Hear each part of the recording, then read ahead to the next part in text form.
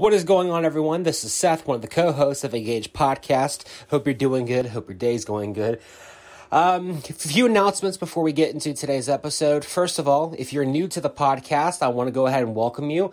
It's a very special thing. We want to hear from you, so go ahead and feel free to email us at office@faithpc.net and give us, just tell us who you are, your story, and whether or not you like the podcast. We're very interested in getting feedback in finding out different ways we can improve this podcast so that more people can enjoy it and be fed by it. So we want to thank you for that. If you haven't already, subscribe to wherever you're listening to my voice right now. If you like the podcast, whether you're listening to this on Spotify, Apple Podcast, Google Podcast, YouTube, wherever you're hearing my voice, hit subscribe. That way, every Thursday, you'll be notified on your phone of our new episodes. So you won't even have to look for them. Boom, it's right there on your phone. Very cool, very simple, very easy. Who doesn't like simple and easy? Also, if you haven't come out yet, there's still plenty of time to come out and be a part of our outside services here at Faith Presbyterian Church at 2370 North Hermitage Road in Hermitage, Pennsylvania. They are so much fun. I guess you could call them outside church tailgating services. It's really kind of what they are. With the weather being so nice now, I'm telling you, you got to come check it out, 11 a.m. If you're not a churchgoer, but you're interested in getting back into church, this is the perfect way. Because, it's not your typical church sitting in a pew. You're outside. If you don't feel comfortable being outside, you could stay in your car, keep the heater or the AC running, sometimes even both within the same period, and listen to us on the radio. But if you don't want to be inside, then you can sit in a lawn chair with the many, many, many other people who are. If you have kids, bring them. There's a playground for them to play out, outside during the service. It's so much fun. So 11 a.m. every Sunday, Faith Presbyterian Church. We're starting a new series this week called While on the Road Jesus, which is about people who had encounters with Jesus throughout his life. Very excited about that. Also, we are currently doing another, I guess you could say, campaign for our YouTube account. The link for that's down in the show notes, down in the comment section.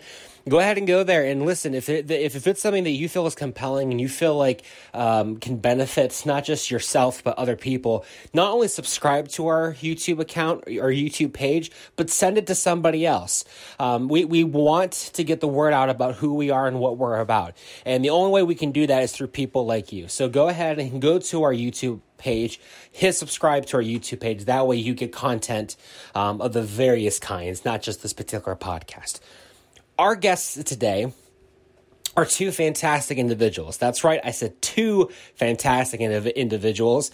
Their names are Holly Masters and Izzo Linton. They are the founders and the creators of the Purpose Therapy Box. Let me tell you something. These ladies are on to something big. Me and Pastor Anthony both said afterwards that they need to go to the people at Shark Tank with this idea, because they're on to something golden. And you'll find out what that is throughout the podcast. But we had so much fun talking with them. They were a blast, and we definitely are going to have them back on. But they were a ball to have. So give it up for our friends Holly and Allie.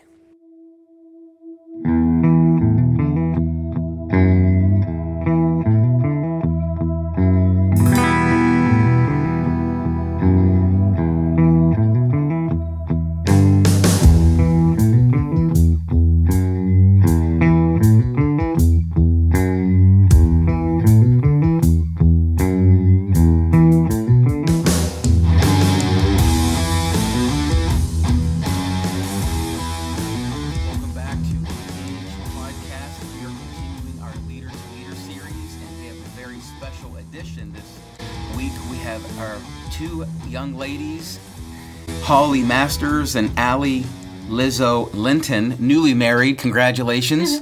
This is part of our Strong Woman feature, because we know that there are ladies out there who are making a difference, and so we're so excited for that here in the Shenango Valley. Now, these two are the founders and CEO of the Purpose Therapy Box. Yes, sir. Got it. All right, so why don't you do us a favor and tell us, first and foremost, we don't really know each other, but you were recommended through another guest at one point. So do us a favor and tell us a little bit about yourselves. I'm just going to throw it out. I guess we'll start with Holly first, and then we'll kick it over to Allie. Okay? Sure. So thank you guys for having us, number one. Oh, you're welcome. I am Holly Masters, and I am 23. I live in Gustavus, Ohio, so just over the border, and I'm a certified occupational therapy assistant graduated from Penn State Shenango, and then, as you mentioned, also the co-founder of Purpose Therapy Box, and I have 2 dogs, Betsy and Eloise, and I like to go boating. What kind of dogs are they? Boston Terriers. 2 Boston Terriers. And why do you have an affinity for those types, that breed? Not really. I just wanted something like littler that I could you'd hop in my car and we could go places. And then once I got one, I was like, wow, she needs a sister. So we're a complete family now. Oh, good. Yeah. That's good. So you have 2 cats. Dogs. Dogs. Pretty much. They're the size of cats. Yeah, they're both like 17 pounds, so Yeah. could go either way. Either way, right. That's what I tell They're people. lap dogs. That's what I tell people when they have tiny dogs. I'm like, you got basically a cat. So Yeah, and cuter cat. I'm a dog person. That's cool. So that's awesome. So what's the story with boating? Is that something that you always liked to do, or is that something you just found recently? Yeah, no, so pretty much I grew up boating. It was like a big family tradition. My uncle had a boat, so we'd all go out. All of my uncles had boats, and we'd sleep on the boats at Kinzu, and then Shenango. I just learned how to wakeboard this year, so we've transitioned, and like my family, like my brother owns a boat now, so we go out whenever we want. But it's just a really fun summer activity that we can all do and enjoy together. Tell us a little bit about wakeboarding. Okay. What's that? Yeah. I'm asking for myself. Probably Yeah. everyone else knows, but I don't. It's almost, so I've never surfed before, but if I had to compare it, it's like you're just standing on like a surfboard pretty much, but you're being pulled by the boat. So you're in the boat's wake being pulled. But you have to have really good balance for it, so it took me a while to get decent. Sure. Yeah, I can barely walk without falling, so Yes. let alone that. I'm surprised. Yeah, wow. Okay. Well, that cancels my next trip with you. What was it? Skateboarding? Wakeboarding. Wake Oh, forget it. and surfing, both. And surfing. Yeah. So, Allie, what's going on with you? Tell us about yourself. So I'm Allie. Like you said, newly married. We are coming up on a year in November. We also have a cat dog, I guess. We have a small wiener dog named Vinny. Vinny. Yes. And I'm also a certified occupational therapy assistant, graduated from Penn State. That's where I met Holly. And I'm working currently in Grove City, Allegheny Health Network in Grove City at the hospital. So work there part-time, and I really like it there. So what led you to the occupational therapy? What inspired you to go that route? So I always wanted to work with older adults, and so I didn't know exactly what I wanted to do in that field or how I was going to get into it. And a friend of mine actually was a little bit older than me, and she went away to college, and I kind of lost touch with her. And when she came back to town, she was telling me how she went for occupational therapy, and I had absolutely no idea what she was talking about. I was like, I've never heard of that before. So she kind of explained what it does, what you do in occupational therapy, and she went to Pitt, but then I found out that right down here at Penn State Shenango and Sharon, they had the assistant program, and so I sat in on a couple of classes and volunteered in the area and realized that it was for me. Yeah. So both of you do that, and that's primarily, I mean, that's about helping people, right? Yeah. So you can work across the lifespan in occupational therapy. So I also work with kids at the hospital, but I also work with older adults. You can work in any setting, school, hospital, skilled nursing facility, anything like that. There's so many avenues, but we try to help people stay independent, especially the older adult population that we primarily work with, staying independent or being able to adapt their daily activities to be able to complete them on their own or, you know, with some sort of adaptation. So what's the biggest obstacle that people face when you're trying to get them to be independent? Yeah, so a lot of people, they're restricted by their environment. So say they have like a hip replacement or shoulder problems and they can't reach as hard as they used to cook things, or, things are heavier for them. But also lately we've seen a lot when we're in practice is just like the loneliness and isolation factor, that people are like less motivated, they don't feel as connected to their families or have, you know, that social interaction aspect is really limited now. Mm-hmm. So figuring out meaningful occupations for them that they can complete safely and, you know, either in like a room with their family or still at a distance, that's been kind of our most recent challenge with patients, really. That's tough because the older you get, the less friends you have and family because they pass away or people move out of town. I mean, I see that here as a pastor, you know, when I make my calls or visits, and you can just feel it when you walk in the house. People are very lonely. Yeah. We actually started something sort of in that area. I mean, we had to put the brakes on everything because of COVID, but we started a widow and widower group targeting that group. And, you know, it's been relatively successful. You know, it's not huge. I thought that it would be bigger than it was. You know, it's very basic, where it would be once a month, a group of people would get together. There would everyone would bring out like a side, and there wasn't a lot of plans. There was maybe like a reading or something, but it was mainly to pull people out of their houses and make those connections because people were extremely lonely. Right. So, yeah, I think that's good what you two are doing. So you mentioned boating. You're newly married, and so we all have these influences in our lives, right? People that come along and inspire us. Do us a favor, tell us a little bit about some of those influences in your own life, not only who they were, but tease out the qualities. You know, what are the things you admire in their lives that have influenced you? Right.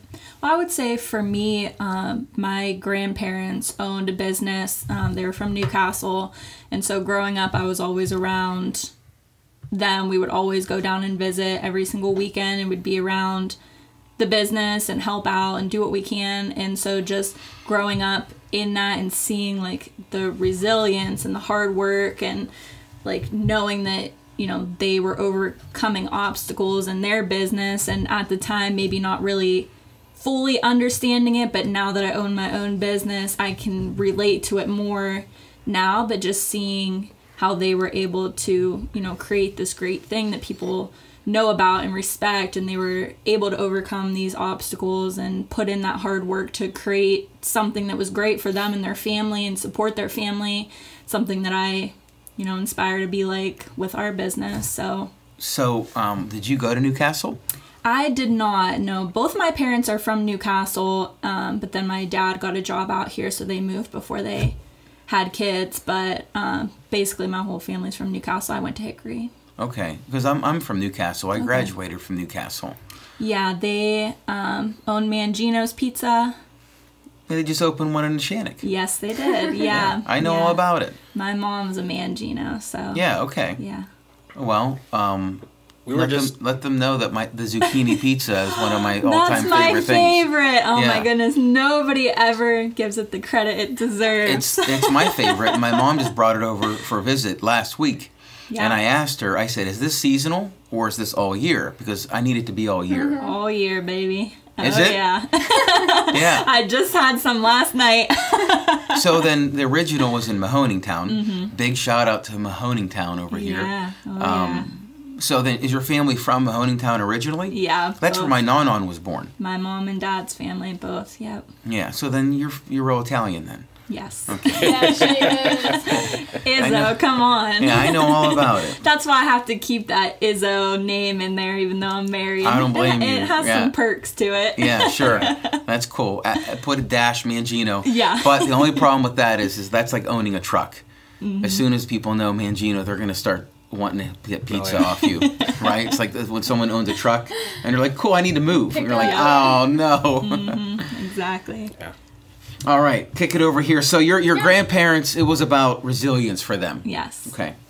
Yeah, so a lot of my family are very influential to me. Two that stick out the most. One would be my Uncle Joe.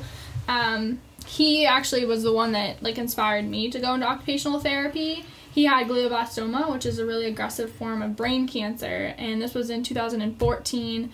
So I was able to get out of high school half a day and go volunteer, be with him through his therapies, and that's how I kind of got to see occupational therapy, physical therapy, and speech therapy. So I could kind of see the positive and negatives with each career.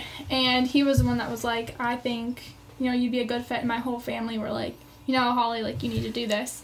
So I think for me, the quality that stuck out with him was just the hope, and he had a vision for me that he thought would fit before I even had a vision for myself, which I think now is really meaningful because I was younger then, but he could already see even though you're young, you're gonna go on and do such great things.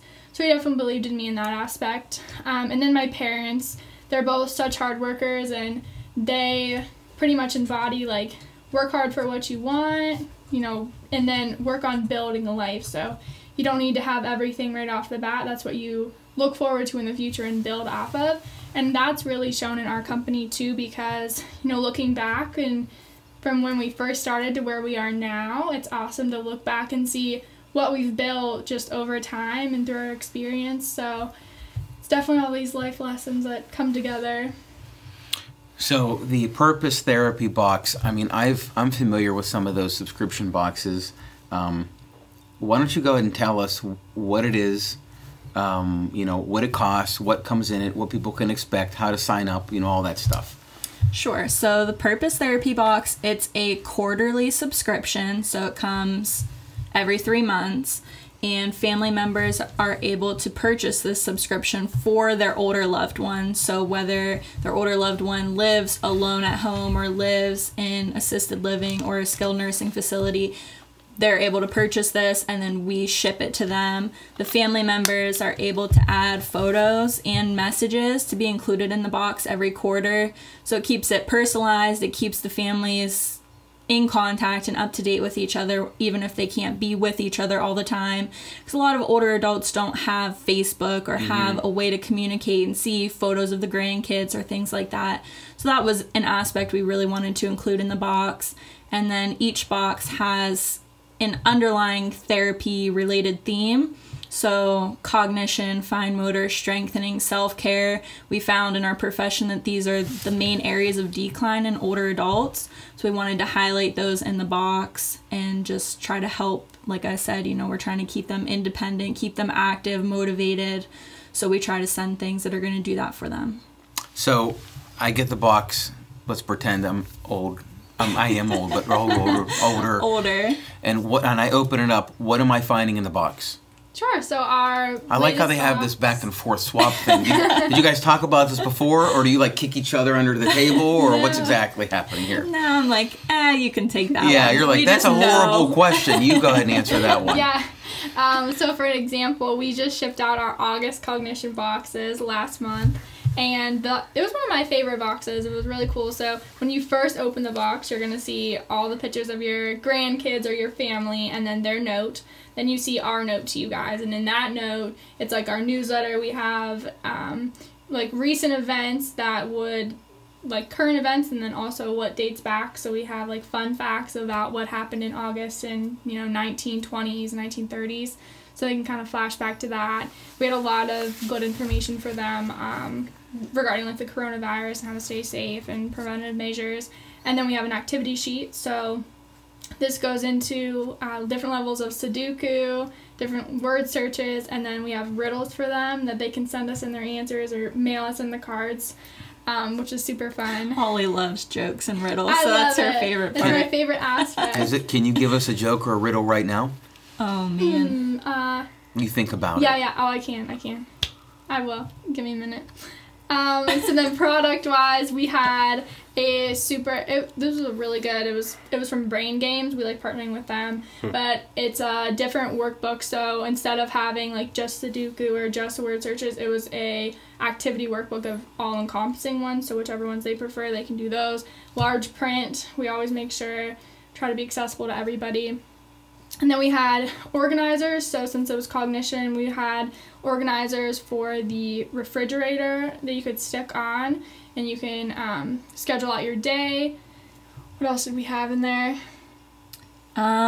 We've also done, I'm just trying to think. Oh, the puzzle. So the Yes. family sent us, we contacted the families before, and whatever picture they would like, we put that on a puzzle for them. So it's like, this box was extra personalized. And then we had one more. We have so many things, I can't even think right now.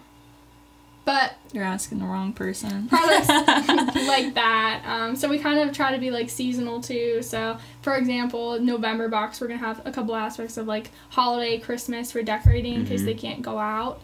But we try to add like 3 kind of functional products and then 1 to 2 seasonal fun products that'll help them. And so are you two picking everything and you're packaging the boxes, like you're all on hands doing that? Yeah.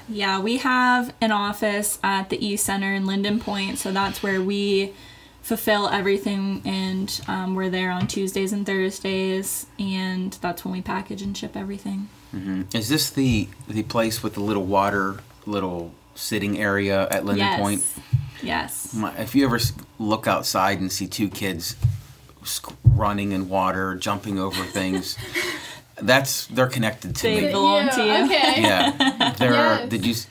So we won't yell at them. FYI, No. yeah.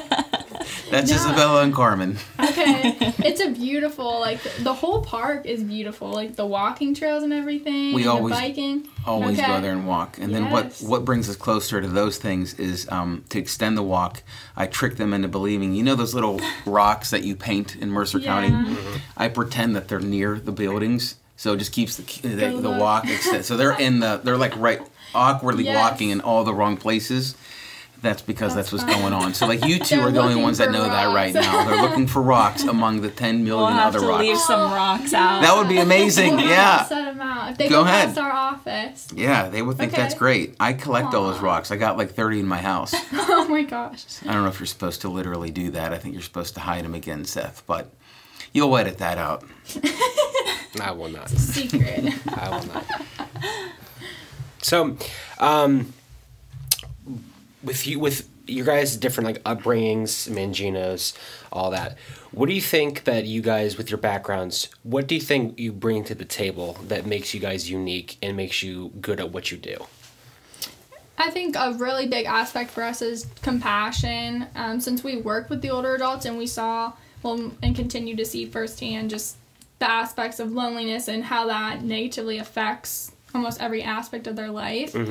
I think that's such a valuable aspect of our company that we're addressing. And a lot of people, they know that older adults tend to be, a little bit more depressed or isolated, but they don't have a personal connection or they don't work in a facility and see it firsthand. Okay. So I think that makes us different.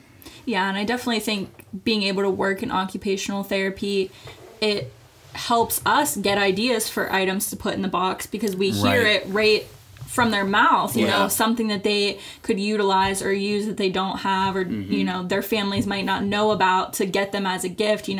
Everyone gets their family member a mug or a blanket, but something more functional that they can use that's really going to help them. They might not understand that or know where to get it. So that is something that they get from our box that they might not know. Well, plus, I don't know if you all do the box thing, and when the box comes in, right? It's super best. exciting. That's the Like best if I part. go to the mailbox and I see a box there, or if it's sitting on the front steps, I mean, I immediately my attitude changes. I get super excited, know, and so that's another element that it brings them is that they're looking forward to something and it has arrived. Yes. So yeah, that's cool. That's very cool.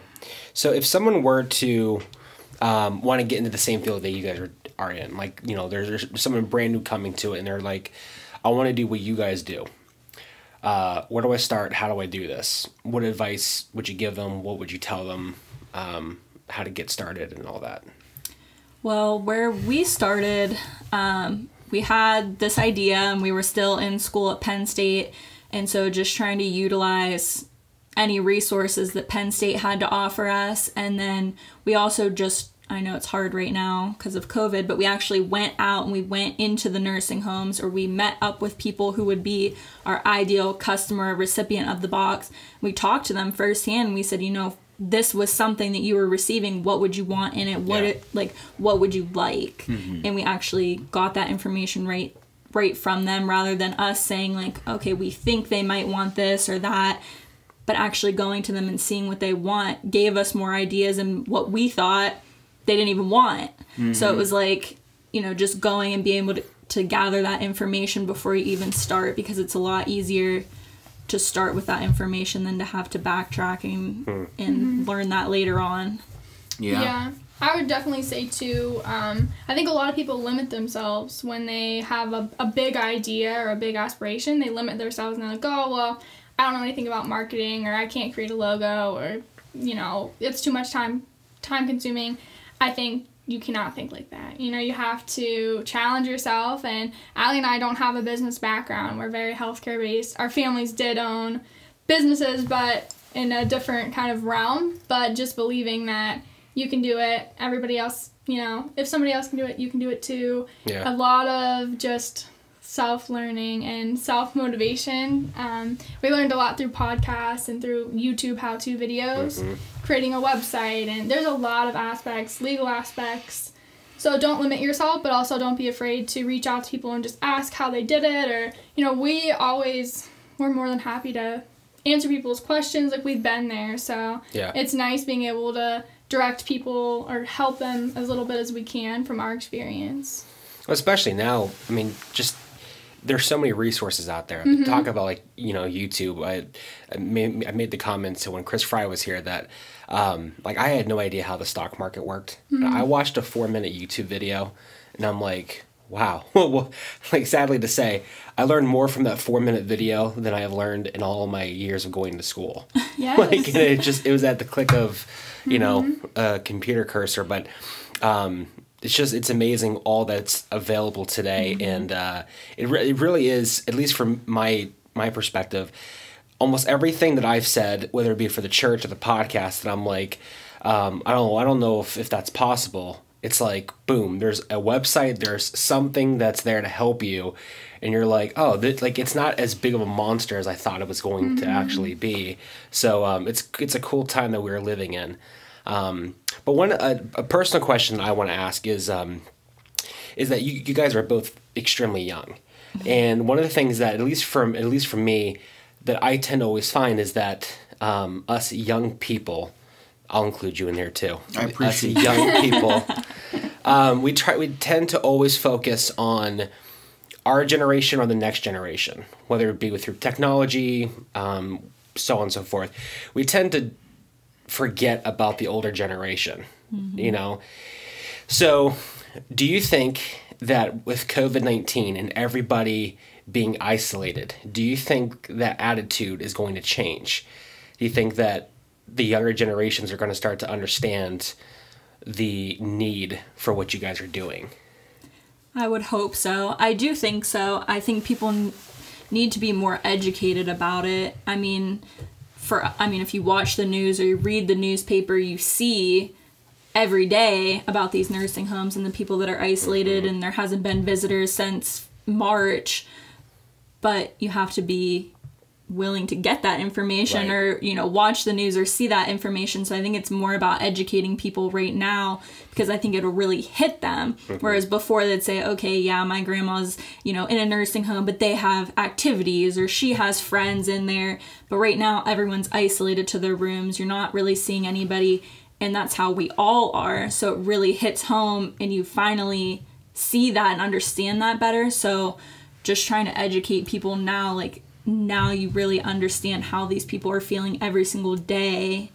And I don't know, I just think educating people is the best way right now, and trying to get that information out there. Yeah, definitely. I think this, the period of COVID is allowing people, like, in their mind, it clicks for them now because, like Allie said, they had to be stuck at home too, and they, you know, people, it was a huge thing, and it's still big, but people started, you know, getting more, like, thoughts of loneliness. They missed their friends, and this is exactly what happens all the time, not just during a pandemic, in nursing homes, assisted living. Even if, you know, a grandparent passes away and the other grandparent, you know, lives at home alone, and people are finally having those feelings where, you know, normally you wouldn't feel super lonely. You can go out with your friends, but yeah, so it's almost like a blessing and a curse, because people are finally becoming more aware of it and the problem, but also, you know, it's taken this to get here. Took a pandemic to make people realize.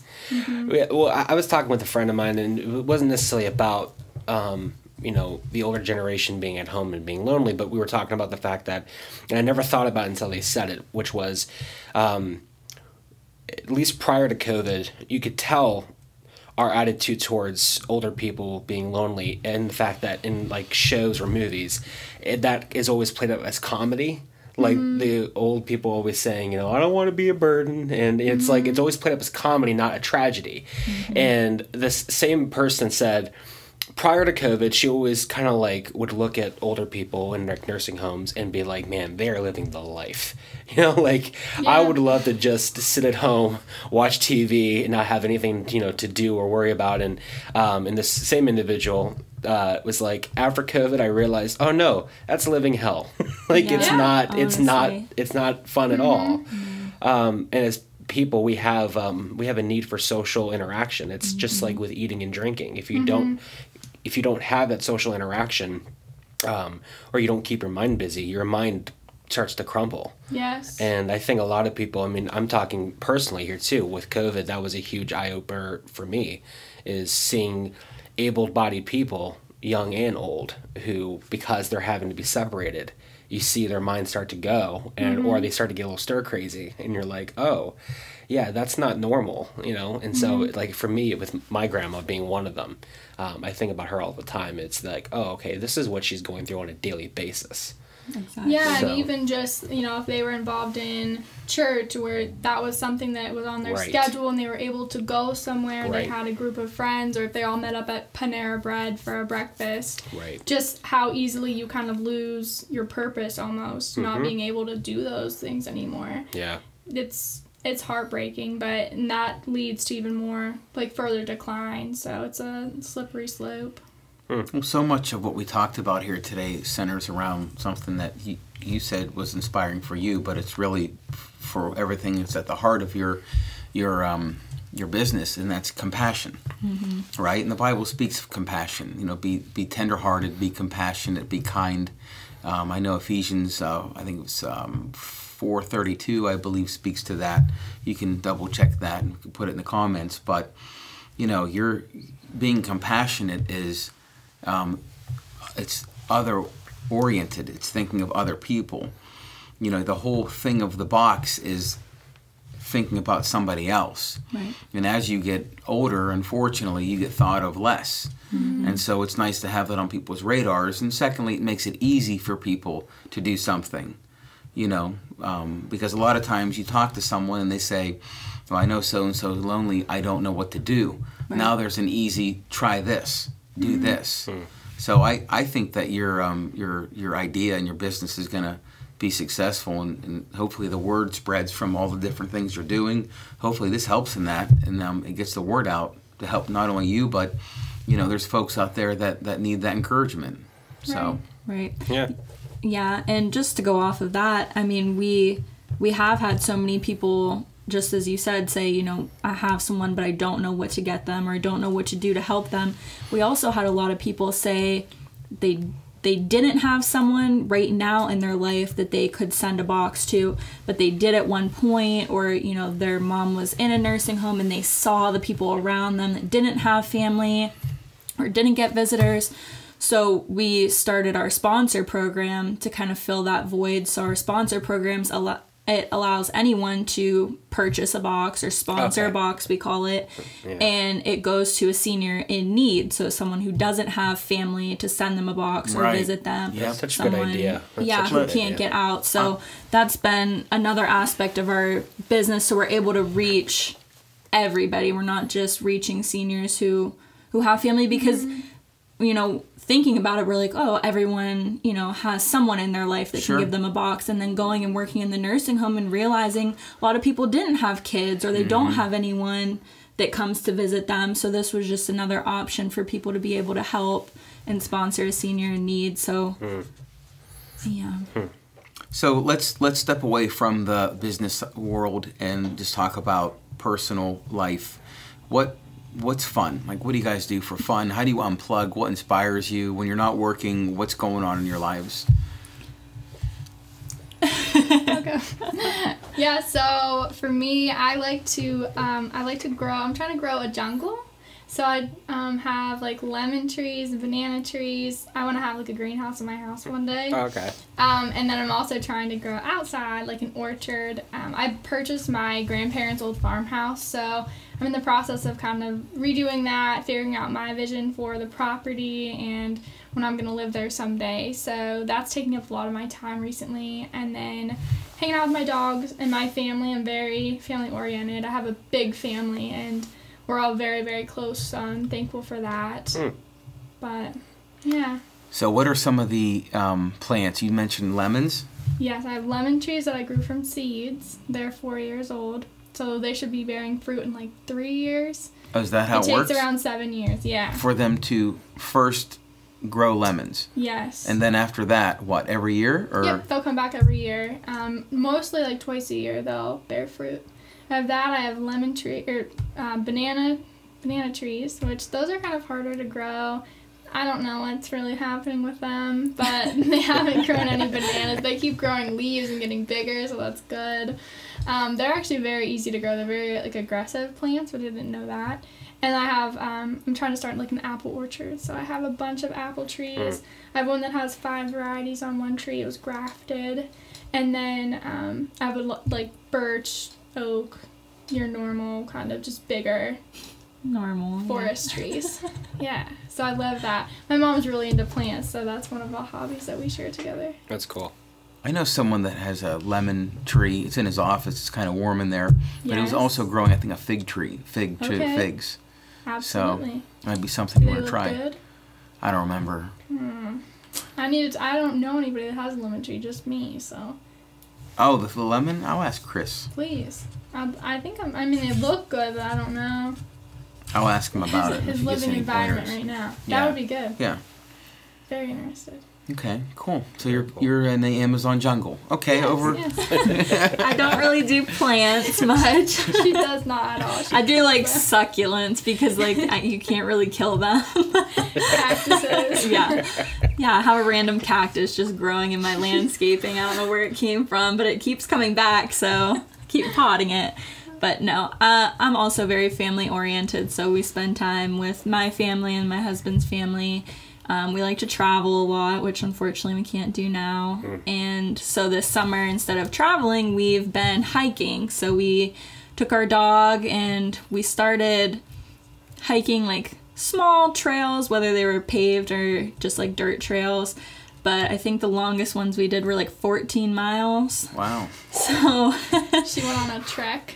yeah, trek. Yeah, journey. No, but that was fun. We kind of got off of it when it got a little bit too hot for us to be out in the day. So hopefully we're going to get back to that now that it's cooling off. But yeah, we like to do that. And I love to do like home projects, even if it's just like reorganizing things. Like I love to be very organized. So like I'll just pick a random room and just Start organizing it. reorganize it. Or like I want to stain the trim in my house, which my husband's not really into, so Hopefully he doesn't listen to this. Now, will you pull him into the project, or it's just... No. He's not really into it. I'll kind of send him to do something else away from the house, so then he doesn't see, like, the mess and, like, the actual, like, project itself. He just sees the finished product. You'll send him on okay, that looks nice. Send him on a 14-mile trek. Yeah, exactly. Comes back 2 days later, and you're like, he's like, the house is different. Yeah, It's painted. Sometimes he doesn't even notice, so... He has no idea. No. It's like when the girls get their hair done and, like, the guy never notices. Sometimes I get in trouble because I'll say to I have, like, a real weird, like, visual. Like, if I see you like this, next time I see you, like, for some reason, if it doesn't match, I'll know. So I'll see someone Sunday, and I'll say, hey, you got your hair cut. And then there's never, like, like, thanks. There's always, like, they stare, like, coldly at their husband. Like, I've had this for a week and you didn't notice. And I'm like, oh, they're going to fight later. So that's just the way it goes. Yeah. That's cool. Yeah. You don't make those welcome signs, do you? I'm looking for those. You know, you put them outside of like the door when you walk into a house. It says like trick or treat or welcome or something like that. Oh, yeah. I need to find one for my house. That's what I'm keyed into right now. Okay. Yeah, I've seen a lot of people with them. I don't know where they got them. I know my sister said she just got a bunch of stuff similar to that at Cranex. So maybe check there. Yeah. Okay. Next time you take your dog or your kids for a walk, if you see someone with on their house, just go up and knock on their door. Yeah. It wouldn't be out of character for you to do that at all. It would just not. Knock and be like, "Where'd you get this sign?" I'm Anthony Cleditis, by the way. Yeah. They'll eventually be on the show. Yeah. So it was a how'd you meet? Like he showed up at my door, stole my sign. I'm just here to get a bag. And then Yeah, exactly. They're not here for the interview. They want to just find that. That would not be the weirdest way someone's ever met you. Let's edit this out as well. Okay. So I think so one of the things I always like to do is, with the different guests that we've had, is take the work part and then the personal part and try to see like how the two connect. And one of the things that I heard with yours specifically is that you like tending to plants, right? And I know because I've tried that. Oh no! And it's always it's bad. Like my house is like a plant hospice. Like I take care of it for a few days. This past summer I had a tomato plant and I was so proud of this tomato plant. I went away for a weekend. My wife forgot to water and I came home and it was just dead. Like it was just so I've given up on it. But I think it's cool that you in your own hobbies you're tending to something.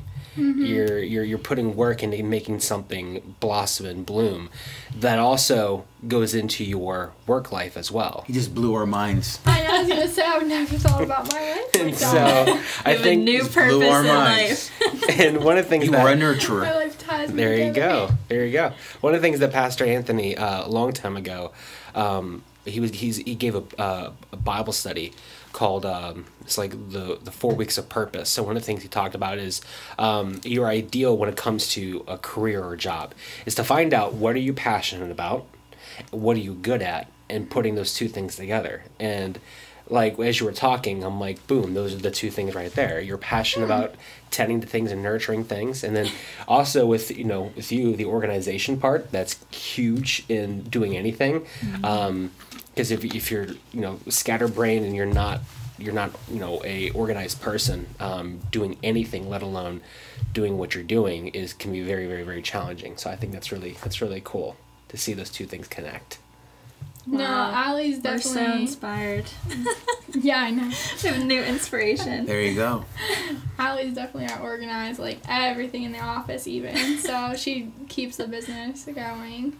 So as you're sitting here, are you like looking around, but like, why is that on that? No, look at all everything Yeah, here. it's All the nice. books are all like perfectly organized.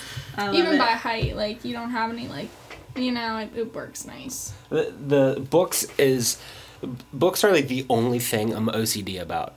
Like my bookshelves at home, every book, like they have to be flush with the it is the only thing. Everything else I'm like Doesn't matter. Yeah, but with books for some weird reason I just like a clean bookshelf. That's cool.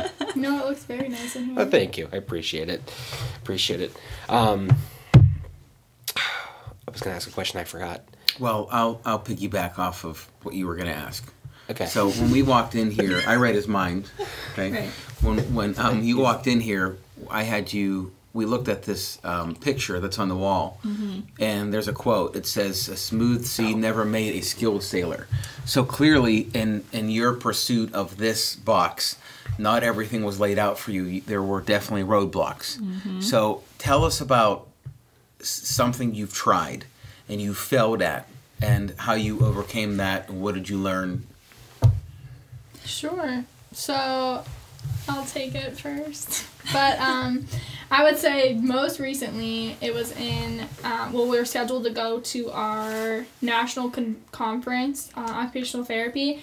And I mean, we were like, okay, you know what, we're going to make this investment into our company, and we're ready to kind of go to the next step and let thousands and thousands of people know about us and all this marketing material. So we spent, hours and hours designing a huge, booth setup and getting workers and figuring out how we're going to have a strategic plan every day to help with, just increasing traffic and people, and really finding the best ways to let people know about our brand. And we spent three months, like, just hardcore working on it. It was pretty much our primary focus. And then it got canceled. The event itself got canceled. The whole event got canceled. It was supposed to be in April this year, and it got canceled. And looking back on it, we spent all of this work, and nobody even knows about it. We spent a ton of work and a ton of, like, marketing aspects that was going to happen, but since it was canceled, it never happened and nobody ever knew. So looking back, I think, it would have been awesome if we did get to go to conference, but I kind of consider that a fail because not like there was a lot of things that couldn't have been used anywhere else, besides conference. So I think we kind of took too hardcore of an approach, and nobody else knew about us even though we didn't go to conference. So I would have kind of diversified a little bit more those months prior than putting all of our eggs in one basket with conference. So that was a recent one that it definitely made us think, and we had to pivot and learn how to do things virtually. And it was in like a 2 weeks period. We were like, okay, so this didn't work out, and this is what we're going to do. So we learned from it, and we did like a big virtual launch of things. So we made it work for us, but it was like, dang. Yeah, sure. All this work. Yeah, and I guess to just go off, I think Holly mentioned something about it earlier. We don't really have a business background, so I wouldn't say it's a fail, but it was definitely an obstacle for us to have to learn. You don't realize how many hats you're going to have to wear when starting your own business. Your customer service, your marketing, we're packaging the boxes, we're doing everything, just the two of us. And so I think coming into it, I wouldn't say we were naive, but I would say it kind of like hit us like, okay, we really need to, split these areas, and, you're good at this, so you're going to do that, and I'm good at this, and we'll kind of just, go with this plan and see what happens, and if we need to change, or, being that resilient person and trying to figure it out. But I would say not having that background and then having to go, but definitely YouTube, like you said, learning from a YouTube video. There's nothing better. It's awesome. It really is. There's so many resources you have at your fingertips. So like, that are free. It's just endless possibilities. But yeah, just being able to really focus on that. So where do you see this company heading in the next 10 or 15 years? Oh, I love this question. It gets me so excited. Definitely, Allie and I will be doing Purpose full time. That was our goal from the beginning, to be able to do this full time. We still would work as co-does, like on the weekends or occasionally. Just, I love that too, so I don't want to lose that aspect. But Purpose all the way. And eventually having maybe like our own adaptive equipment line for that we make our own products, and those products go into our boxes. I think that would be awesome. And it's really lofty, but also like someday owning like a nursing home or assisted living that's like super accessible, very family oriented. There's just a lot of aspects that I see in local nursing homes that could be improved so much. And we'd be able to provide that. So Yeah. maybe, you never know where we'll end up, but it would be something I would be interested in for sure. That goal is what we like to call BHAG. You ever hear that term? No. BHAG. You know what that means? Big, hairy, audacious goal. It's a real thing. That's your big hag. Okay, yeah. That you're going to work towards. Yeah. That's cool. Love it. Yeah, I guess another goal that we had talked about previously was doing something similar to almost like Make-A-Wish Foundation, except for older adults. So like being able to take an older adult and saying like, what's something that you never got to do in your life, that like something you always wanted to do or aspired to do, and being able to fulfill that wish for them. I think that would be really awesome, because there are a lot of things that our patients tell us that, they loved, spending time with their family, either going on vacation or doing this or that, and something they haven't done for years or something they never got to do, but they always wanted to. So I think that would be an awesome way to fulfill some goals for these people. Oh, I love that. So that was kind of organizationally looking forward, but I like to end with a question personally. And I didn't send this. I don't think I did. Oh my gosh. That's right. You still never, by the way, you never gave us your riddle either. Or joke. Or joke. It's been many minutes. All the jokes I can think of aren't good. All right, you keep thinking over there. Ready? We'll start with Allie for this last question, all right? Oh, no. So we looked forward, but I want to look back. Yes. So let's say, for example, you were somehow to go back in time. Okay. And you meet your old self, like 10 or 12 or 15 years old. I would right? laugh. Okay. What advice would you say to you? What advice would you give yourself? I think advice I would give myself would be to, I guess I was never really like into school. Like I never really took it very seriously, like even like going into high school, like I did well, but I never really like pushed myself. I didn't take the advanced classes, or I was never, in any of that stuff. And I would say that's something that I regret. And going into college, I was able to kind of take myself out of, that mindset, because I'm starting fresh here, and so I was able to really push myself. But I would say that's something that I would have liked to have done like a lot sooner. And I think that being able to do that going into college has really helped me, because I never would have thought that I would be starting my own business. And so I don't think if I would have, changed my mindset, I wouldn't be here. I wouldn't be starting my own business. And so that's just something I would want to tell myself, to maybe push a little bit harder and try for that top spot, and just not go with the flow and be, average.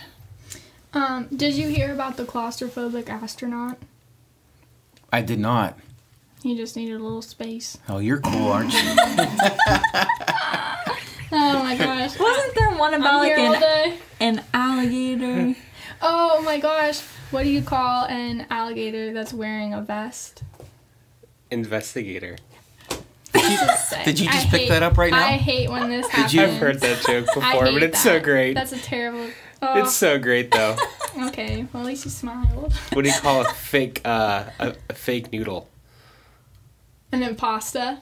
I'm gonna get you. You're gonna get me in that joke. Two nerds with two cool people. I don't have any jokes. That joke was so funny that I had to blurt it out. I had to ruin it. I'm sorry. It's a good one. I love dad It's jokes. Okay. Dad jokes are the greatest. It's so great. Just look at me. Two tomatoes. Mom and dad are walking, and their child is lagging behind. They turn around and say, "Catch up." All right, you have bought yourself time.